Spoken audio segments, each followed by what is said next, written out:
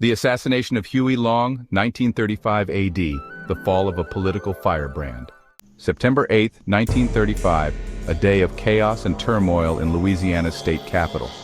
The air was thick with tension, and the streets of Baton Rouge were filled with an uneasy silence.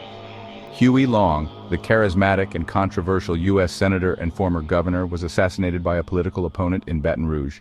His death sent shockwaves through the state and the nation, known as the Kingfish.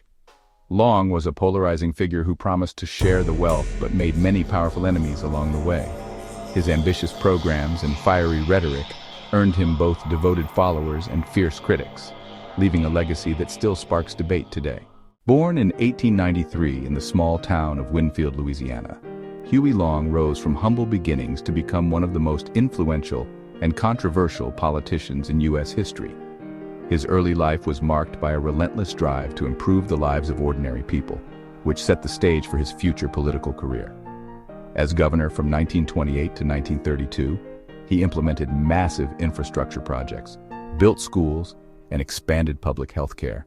His ambitious agenda aimed to modernize Louisiana and provide better opportunities for its citizens, especially those in rural areas. His populist rhetoric and Share Our Wealth program earned him both devoted followers and bitter foes. Long's vision of wealth redistribution and social justice resonated with many, but also sparked intense opposition from powerful elites. As governor and later as senator, Long wielded near-dictatorial control over Louisiana.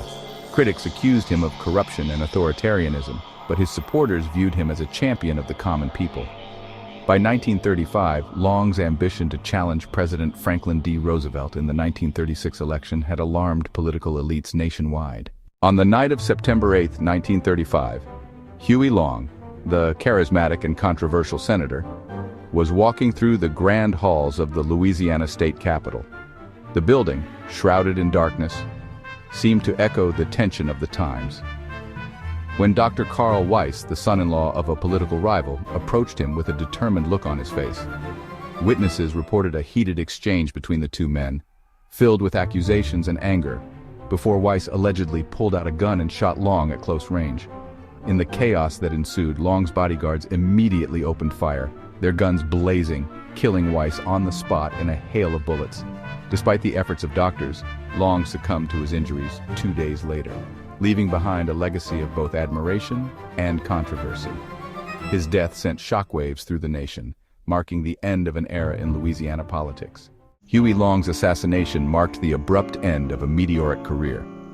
While critics denounced his methods, his vision for wealth redistribution and social welfare influenced later policies in the U.S. New Deal era.